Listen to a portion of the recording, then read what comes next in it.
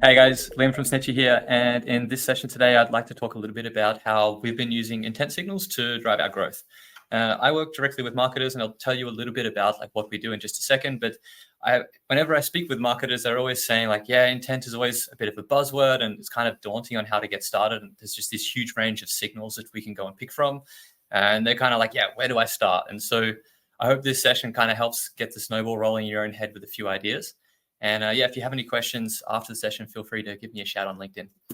So yeah, a quick bit of history about Snitcher. So we are a visitor identification platform. We identify companies with an IP address on your website. It's mostly for B2B websites. We're a fully bootstrapped team of 6. And this morning we just crossed over 1.6 million ARR. Like I mentioned before, my name's Leon. I'm the head of commercial at Snitcher. So I oversee everything on the commercial side of the business. And a little bit about our buyer journey. We have a kind of an account-based marketing sort of approach where we have a list of accounts that we go after and we approach them with a multi-channel approach.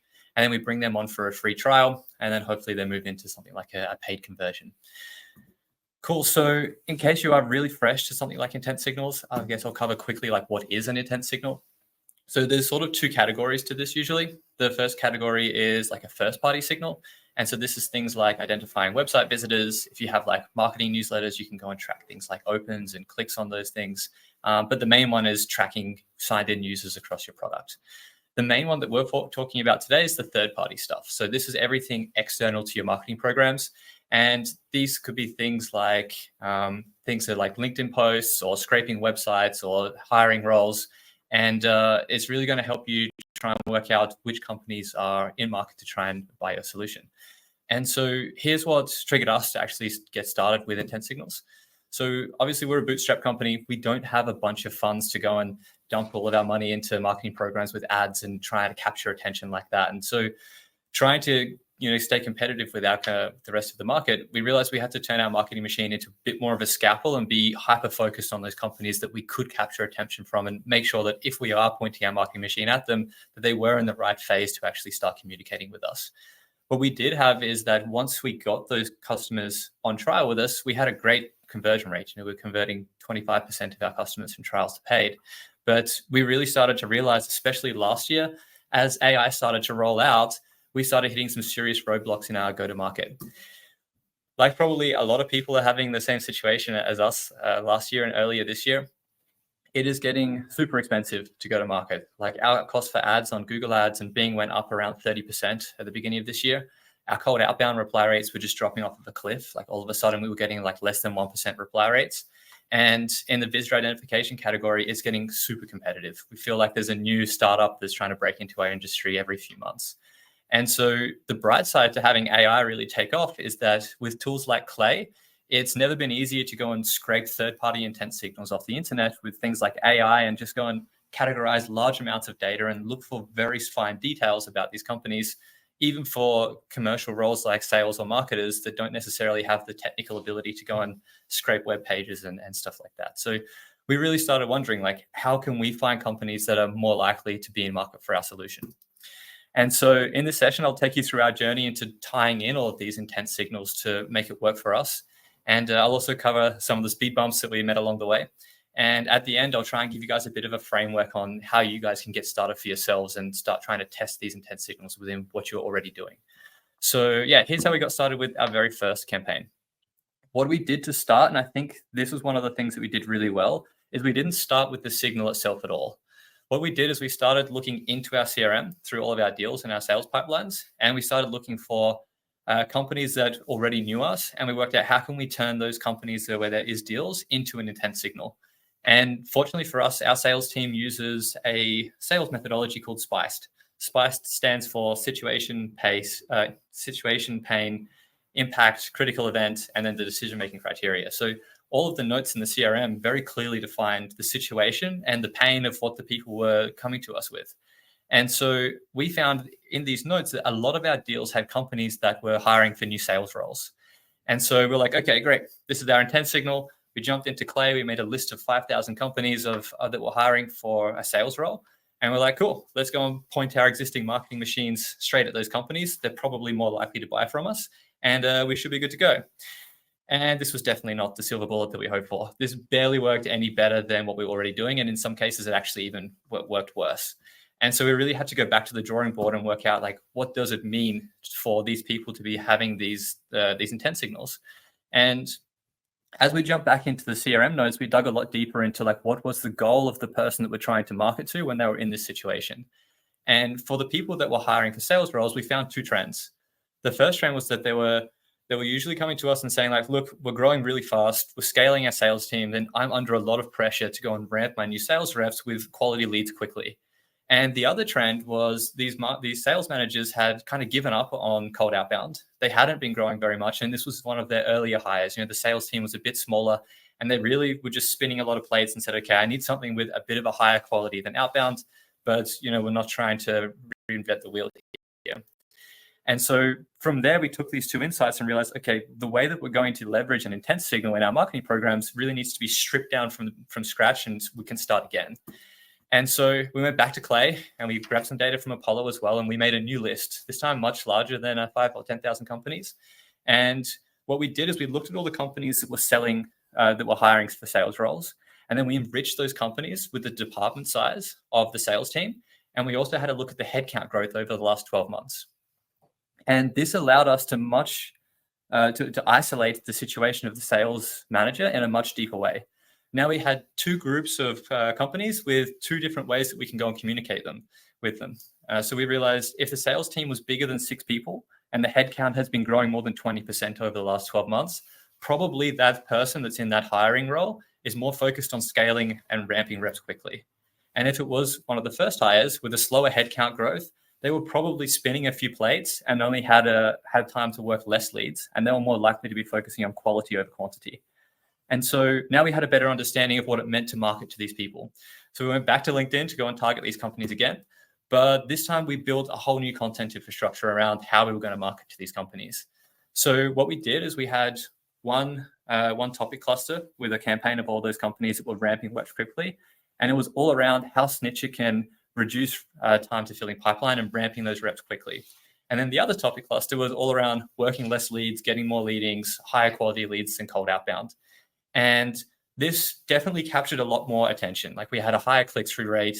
And then we realized that we can go and use our own tool to track these companies as they visit the website. And then that's kind of like a second layer of intent where we have a confirmation that they've engaged with this type of topic. And so we're making this blend between the two sort of intent signals. They've obviously engaged with the fact that they're hiring for sales. They've engaged with the topic on LinkedIn, and now they're poking around on our website. And so what we did from here is just said, okay, if they've shown sort of 3 layers of interest, we can now go and justify a lot more marketing budget into these types of accounts.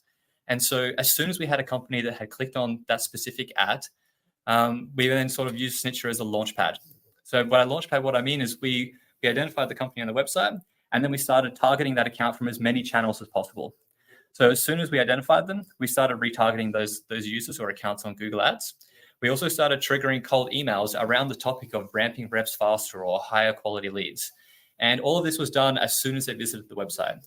We also grabbed a contact from the company in Snitcher and sent that straight to Lemlist. Lemlist is a great tool, by the way. I really recommend checking it out. What they allow you to do is go and automate things like LinkedIn requests, LinkedIn messages, and LinkedIn voice notes. And so all of a sudden, somebody has gone and clicked on one ad from our LinkedIn account, and then the whole company is getting targeted from 7 different angles with really personalized messaging around their situation. And what we learned is that if the original intent signal was accurate, so essentially in this case, they actually were hiring for a sales role, the chances of generating an action when hitting them from all these different channels was super high. Our reply rate started to increase a lot across the cold email channel. We had a much higher conversion rate on the website to trial accounts. And the results wasn't exactly a 500% boost in signups straight away. So when we really started to see this hockey stick in growth where we had loads more signups coming through, was when we used this framework of capturing an intent signal, well, working out firstly what was the intent signal in our CRM, capturing that intent signal externally, and then enriching that intent signal about what it actually means for the person that you're trying to market to. And then we applied that to, I think, 5 or 6 different marketing channels. So one of the main ones that we used was if we scraped a website and we saw they were installing a competitor tracker, we built content around that. Well, we realized that if you're installing a competitor tracker, it could mean one of 2 things. either they're testing multiple providers, and so we built content around how to test multiple providers, or they're testing this for the first time and they're sort of not really sure how to use it. So we can give them more content around how do we want to actually go and use a technology like this. We did the same thing when a company went through a funding round. We also found a way you can go and scrape ad libraries. So all of this is possible in Clay, by the way. You can go and scrape an ad library, and we found that if you see a company that has launched a bunch of ads recently, probably they've ramped up their marketing budget. And so then they're also looking to go and manage their ad budget more efficiently. We also went and scraped things like LinkedIn, and anybody that would engage with our competitors' LinkedIn profiles was also more likely to respond to our content. And once we started tying 5 or 6 of these here all together, then we started to see that real explosion in growth. It just made our marketing machine so much more efficient in where we pointed those resources. And to help you guys try and get the ball rolling with this same sort of concept, we made a bit of a checklist for you guys to try and get started. And like I said earlier, I always recommend start within your CRM or work closely with your BDRs or your SDRs. They're often the ones that are doing the research and trying to work out, like, how can I capture the attention of these people? Then go and look outboards for if that signal actually even exists. And like, don't be afraid to think outside the box of how you might be able to capture a signal. There's so many different ways that you can get information about companies these days, especially with tools like Clay. You could use AI to go and scrape things like 10K annual reports on public company. You could buy government data about mergers or property ownerships, location changes. You could scrape Google News. You could scrape LinkedIn. There's just loads and loads of options out there. The way I look at building these sorts of campaigns is, as marketers, you're really still trying to capture the attention within one person. And so I look at the 3 pillars of attention like this. You need to be able to message the right person. You need to be able to message that person at the right time, as if they're actually in market. And you need to message them with something that's relevant that's going to capture their attention. And you can get any one of those in the wrong order. You could message the right person with the right message, and if they're not in market to buy, they don't care. You could message the wrong person with the right message that really needs to buy a solution, but it's still not their responsibility, so they're not going to buy from you. And so, yeah, the other thing from there is, once you've sort of picked your intent signal, I'd also go and have a look and consider how available is that intent signal. We did find some really narrow use cases where we thought that this was going to be broad enough, but there was just not enough companies coming through that intent signal, and we couldn't justify spinning up marketing campaigns. But there really is just loads and loads of options these days. And I guess, like, what I'm trying to get across here is, in this modern age where attention is really, really hard to capture, if you're not using intent signals to go and point your marketing machine in the right direction, it's just not as efficient as it could be. So yeah, intent signals are really just resources. They're really just going to help you point your resources into the right direction for companies that are more likely to engage with your product. So that's kind of like the whole story of how we started tying this in here, but it's kind of hard to pack all that into 15 minutes. If there's something that was interesting for you and you want to get a bit of a peek behind the curtain, we're hosting a workshop next month, and we're going to pull apart all of our Clay strategies, all of our campaigns, and how we tie everything together. And we'll help you guys sort of work out how to find your own signals. We'll show you how to scrape data with Clay. And it's also a bit of a nice networking opportunity where we can make this a bit more of a collaboration between many marketers. So yeah, feel free to sign up here after the session. And yeah, thanks for joining the session today. If you have any questions, feel free to hit me up on LinkedIn. And yeah, enjoy the rest of the event. Bye-bye.